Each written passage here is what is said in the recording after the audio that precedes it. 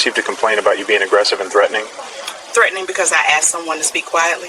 This is a library. The caller said you were hostile and made them feel unsafe. I was doing my job. I'm the head librarian here. Sure. Now, can you step outside so we can talk about this? Officer Scott Hinsley had no clue that his body camera was about to capture the most humiliating and career-ending 14 minutes of his 11 years on the job. He believed he was answering a real complaint about a hostile library worker. Instead, he stepped into a carefully planned trap that would cost the city $320,000, end his law enforcement career, and prove that the quietest people often fight back the strongest. At exactly 3:45 p.m. on an October afternoon, what was supposed to be a normal response to a library disturbance became a federal civil rights lawsuit that exposed an 18-month pattern of racially driven complaints, destroyed one officer's future, and showed that silence can be more powerful than any debate. This was not just another story about police harassment. This involved a woman with 2 master's degrees and 23 years of experience facing an officer who accepted certain callers' accusations without hesitation. What followed would later be used as required training in police academies across 3 states and would change how complaints against black employees were handled in public institutions nationwide.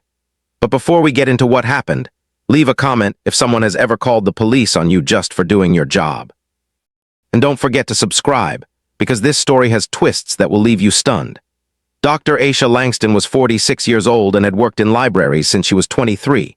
She earned her bachelor's degree in English literature from Howard University, her first master, S in library science from the University of Michigan, her second master, S in African American studies from Georgetown, and her doctorate in information science from the University of Maryland. For 23 years, she devoted her life to libraries. She began as a shelver at a small Baltimore branch, moved up to reference librarian, then senior librarian, and eventually assistant director. For the past 8 years, she had served as head librarian at the Martin Luther King Jr. Public Library in Richmond, one of the city system's largest and busiest locations. Dr. Langston stood 56, wore her natural hair in twists, and had warm brown eyes paired with a calm presence shaped by decades of handling every kind of patron imaginable. She dressed professionally, spoke softly but with authority, and never needed to raise her voice. She possessed that rare ability strong librarians develop, keeping order without arguments, enforcing rules without tension, and creating quiet simply through presence rather than pressure. The Martin Luther King Jr. Library was her greatest source of pride. During her 8 years in charge, it became a true community center. Children's programs expanded, job training resources were added, a maker space with 3D printers and recording tools was created, English conversation groups for immigrants began, and author talks and community meetings became regular events. The library welcomed more than 2,000 visitors each week, and Dr. Langston knew hundreds of them by name. In 23 years, she had never received a single formal complaint. Not for rudeness, not for aggression, not for anything at all. Her evaluations were outstanding. She earned 3 American Library Association awards and 2 city commendations. Her staff admired her leadership. Her patrons trusted her. On this October Tuesday, Dr. Langston was working the reference desk during the after-school rush, always the busiest period. Middle and high school students filled the space to use computers, finish homework, study, and socialize. The library was crowded but controlled. Students sat at tables, others used computers, and some browsed the shelves. Around 3:30, 4 teenagers entered, louder than usual. That alone wasn't surprising, but this was still a library with rules. Dr. Langston observed them briefly. They settled near the periodicals, their voices echoing through the room. She walked over, smiling, speaking in her usual calm and professional tone. "Hey everyone, I need you to lower your voices. Other people are studying and working. You're welcome to stay, but we have to keep the noise at an appropriate library level." 3 of the teens nodded, said sorry, and quieted down immediately. The 4th, a white girl around 16 wearing expensive athleisure clothes and carrying a designer bag, looked Dr. Langston up and down and said, "We weren't even that loud." "I understand," Dr. Langston replied, still composed and respectful. "But this is a library and we need to keep it quiet. I'm asking you politely to lower your voices." "Whatever," the girl muttered. Dr. Langston then returned to the reference desk. She had dealt with moments like this countless times before. Most of the time, that was where it ended. Patrons listened. Order returned. Nothing more happened. 5 minutes later, Officer Scott Hinsley walked through the library entrance.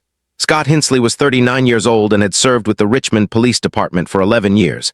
He was white, broad-built, with short blonde hair starting to gray near his temples, and he carried the confident stance of someone used to being obeyed. He had patrolled this area for 7 years. He knew this library well.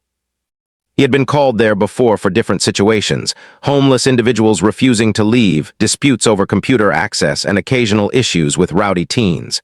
Scott headed straight to the reference desk where Dr. Langston was assisting a patron with information about business permits. "Excuse me," he said to her. "Are you the librarian?" Dr. Langston looked up. "I'm Dr. Langston, the head librarian. How may I help you, officer?" "I received a complaint that an employee here was aggressive and threatening toward a patron." Dr. Langston's expression stayed the same. She finished helping her current patron, provided the needed information, and then gave the officer her full attention. "Threatening because I asked someone to speak quietly. This is a library. The caller said you were hostile and made them feel unsafe." "I was doing my job. I'm the head librarian," Dr. Langston replied. "I asked a group of students to lower their voices. That's it. We have noise policies. The caller felt threatened by your tone and behavior. My tone was professional and appropriate. I've done this work for 23 years. I know how to speak to patrons." Scott shifted his stance. His hand moved toward his duty belt in a reflexive motion officers often make. "All right, can you step outside so we can discuss this?" "Why?" Dr. Langston asked. Her voice remained calm and steady but firm underneath. "So we can talk without disturbing other patrons. I'm working. I'm the only reference librarian on duty and people need assistance. If you have questions, I'm happy to answer them right here. This is an official inquiry into a complaint. I need you to step outside." "Am I being detained?" Scott hesitated. That question always caused hesitation. It was the line between cooperation by choice and legal requirement. "We just need to sort this out," he said, avoiding the question. "Then you can ask your questions here. I'm not leaving my position unless I'm being detained, and if I am, I need to know what crime you believe I've committed." A few patrons had begun to notice, not many. The library remained busy, most people focused on their own tasks, but a handful were watching. "Ma'am, you're being uncooperative." "I'm being professional. There's a difference." I explained what happened. "I asked a group to lower their voices. That's my job. If the complainant disagrees with library rules, they can file a formal complaint with administration.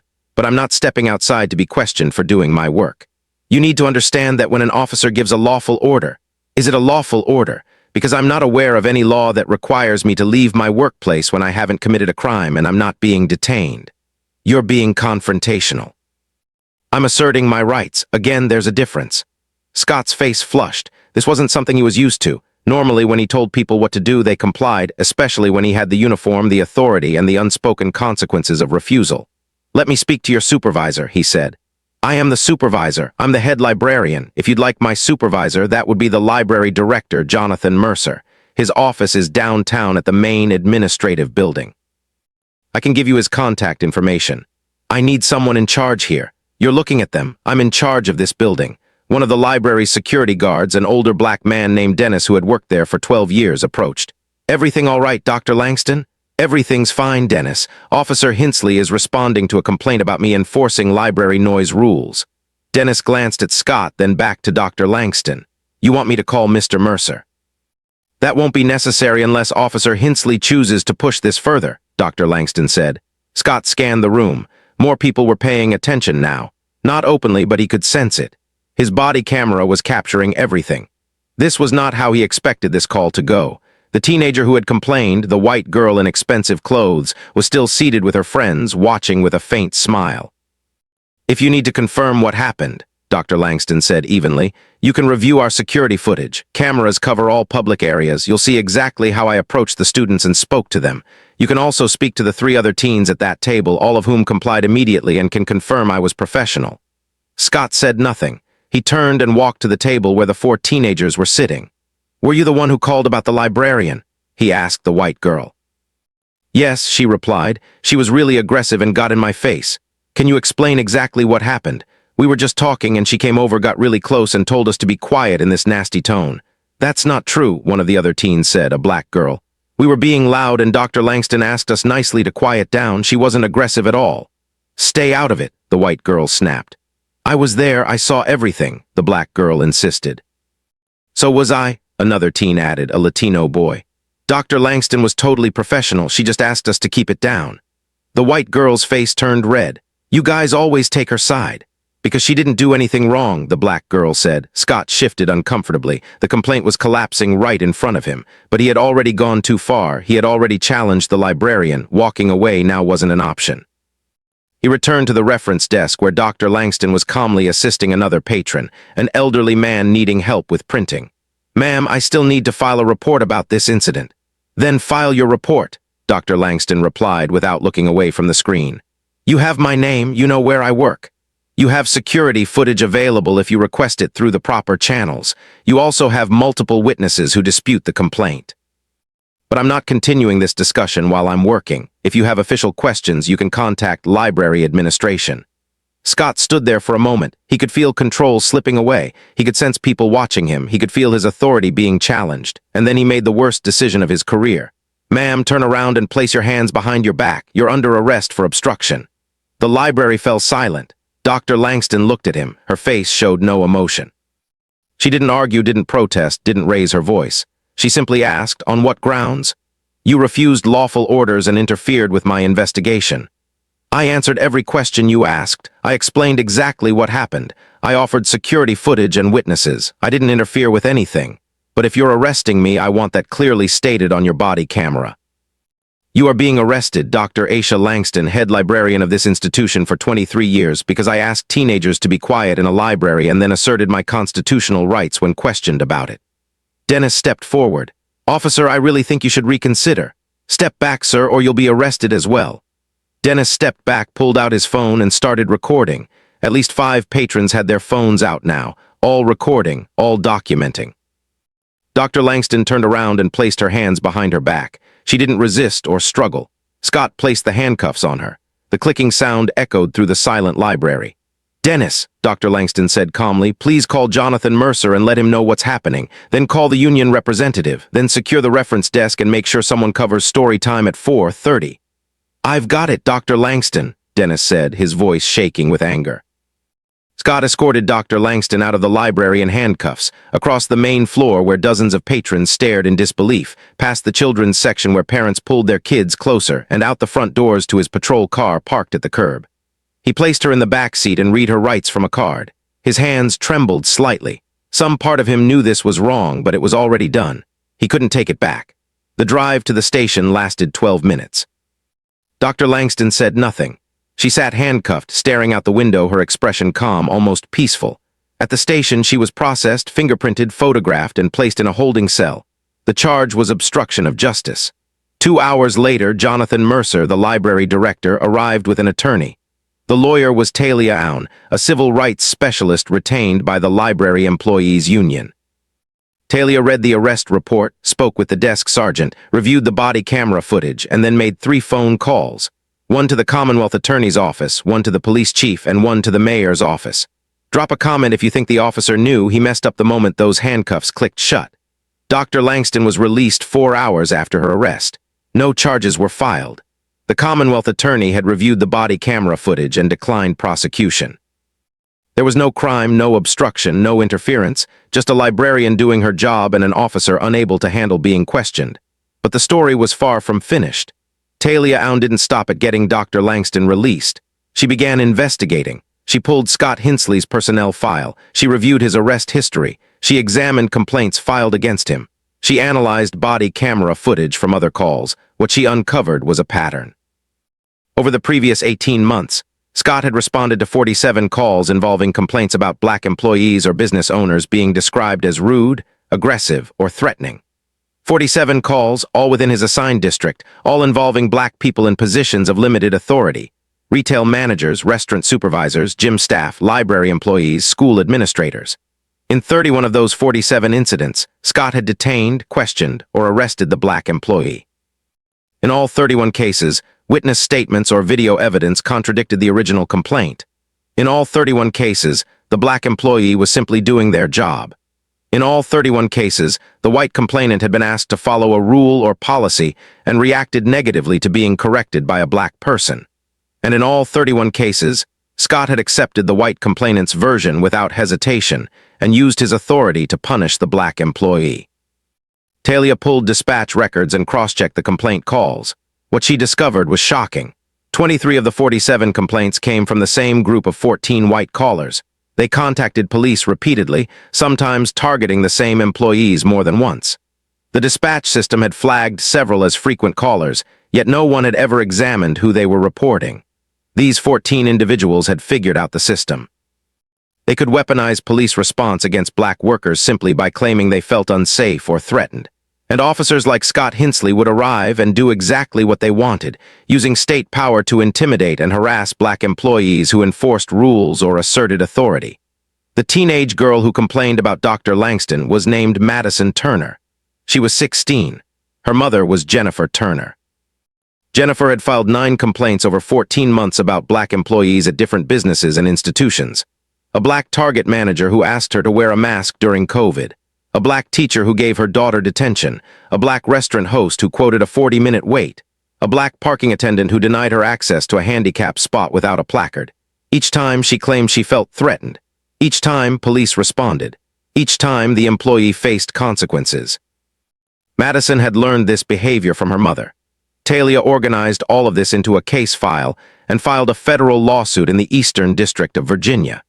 The defendants included Officer Scott Hinsley individually, Sergeant Lisa Morrison for failing to supervise him, the Richmond Police Department for inadequate training and oversight, and the City of Richmond for maintaining policies that allowed discriminatory enforcement.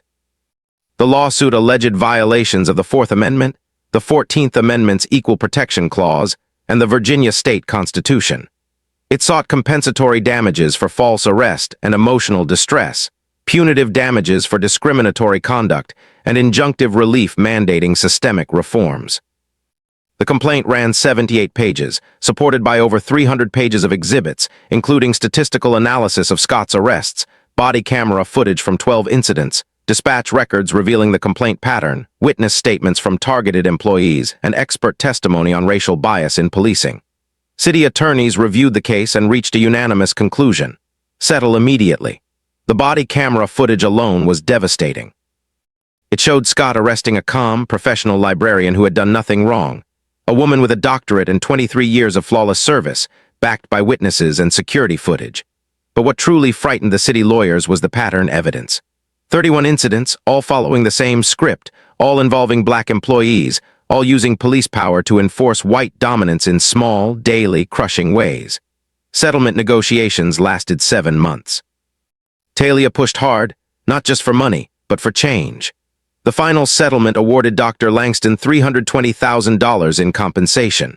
More importantly, it forced the Richmond Police Department to adopt mandatory training focused on identifying and properly handling racially motivated complaints. Officers would now be required to investigate claims instead of automatically believing complainants. A special review unit was created to examine complaint patterns involving employees and business owners. If someone repeatedly filed complaints against different black employees, that trend would be flagged and reviewed. Mandatory body camera review was required for all arrests involving disorderly conduct, obstruction, or other discretionary charges, with supervisors required to review footage before approving charges. A public database was established to track complaints by caller. While names would not be listed, the system would reveal patterns and prevent repeat complainants from exploiting police response. Quarterly reports on arrests and complaints broken down by race became mandatory. The data would be public and open to independent analysis. Officers were also required to document clear, specific facts supporting reasonable suspicion or probable cause before detaining anyone based on a complaint. No more showing up and harassing workers simply because someone called. Dispatchers also received new training to identify potentially racially motivated complaints and relay that context to responding officers. The settlement was announced during a city council meeting. The mayor issued a public apology to Dr. Langston. The police chief acknowledged institutional failures. Several council members spoke about the dangers of police authority being used to preserve racial power structures. Local media covered the story heavily. The body camera footage of Dr. Langston's arrest inside the library aired repeatedly and spread millions of times online. Public outrage followed. People were furious that a librarian had been arrested for doing her job. Furious that similar incidents had happened 31 times before. Furious that accountability required a lawsuit. Dr. Langston gave one interview to a local PBS station. She appeared calm and reflective.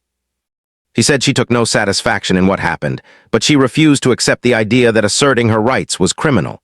She expressed hope that the policy changes would protect other workers from weaponized complaints. She credited the witnesses who spoke up, the patrons who recorded, and the union that stood behind her. The interview went viral. Civil rights groups, teachers, unions, library associations, and police reform advocates shared it widely. National outlets picked up the story. Legal experts debated it. The phrase weaponized complaints entered the national discussion on race and policing. Police academies used the footage to show how implicit bias can shape officer decisions. Type facts in the comments if you believe more officers should face real consequences for false arrests like this. Scott Hinsley was fired from the Richmond Police Department 32 days after Dr. Langston's arrest. The termination cited a pattern of discriminatory enforcement and false arrest. He appealed. His union filed a grievance. The arbitration hearing lasted 3 days. The arbitrator reviewed the evidence, statistical data showing 31 similar cases, body camera footage proving no obstruction occurred, dispatch records revealing repeated complaints from the same callers, and testimony from employees who had been targeted. The arbitrator upheld the termination. In the written ruling, he noted that Scott's own body camera documented an arrest based on someone exercising constitutional rights, and that the repeated incidents showed a consistent policing approach that violated department policy and the Constitution. Scott never worked in law enforcement again. No department would hire an officer terminated for discriminatory policing and false arrest. He later appeared on a right-wing podcast claiming he was a victim of political correctness and anti-police sentiment. He said he was simply doing his job and argued people needed to respect law enforcement. He never acknowledged that arresting someone for asking teenagers to be quiet in a library was wrong. He never apologized to Dr. Langston. Sergeant Lisa Morrison, who supervised Scott and failed to address the pattern, was demoted to patrol officer and transferred to another district. She retired 11 months later. The Richmond Police Department implemented all mandated reforms. The Special Review Unit became operational. Body camera review was enforced for discretionary arrests. The public complaint database went live. The first year of data revealed striking results. Investigators identified 8 repeat complainants who had filed a combined 64 complaints against employees, 59 of them targeting black workers.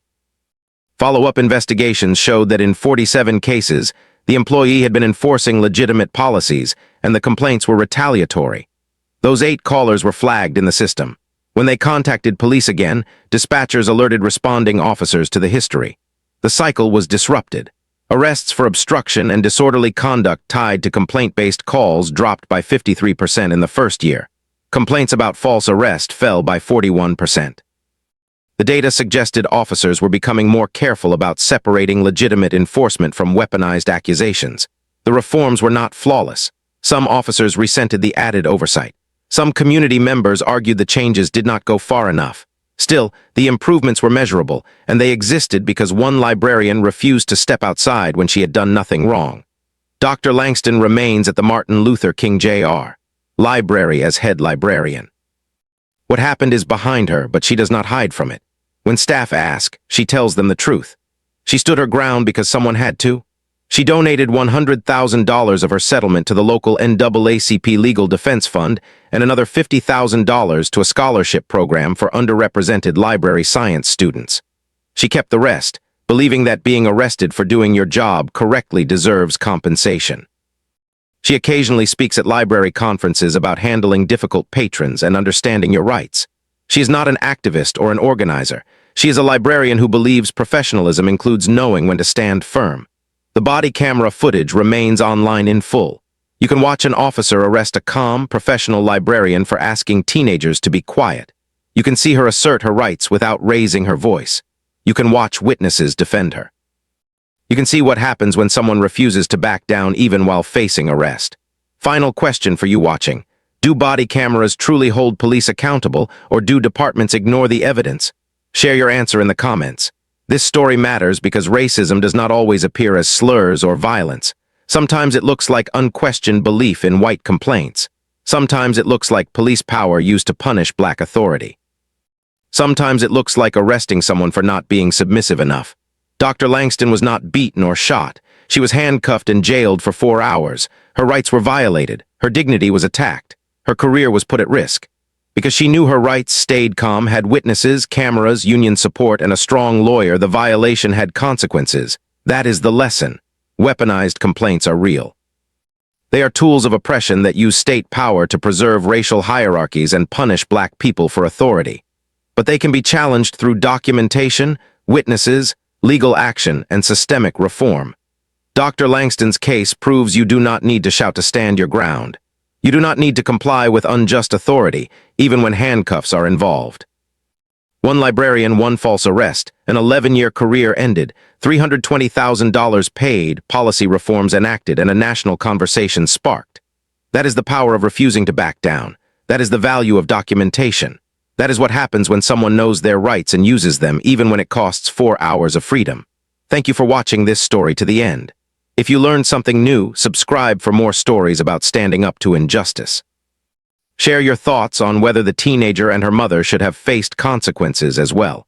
And pass this story to someone who needs to know that asserting your rights is always worth it. I'll see you in the next one.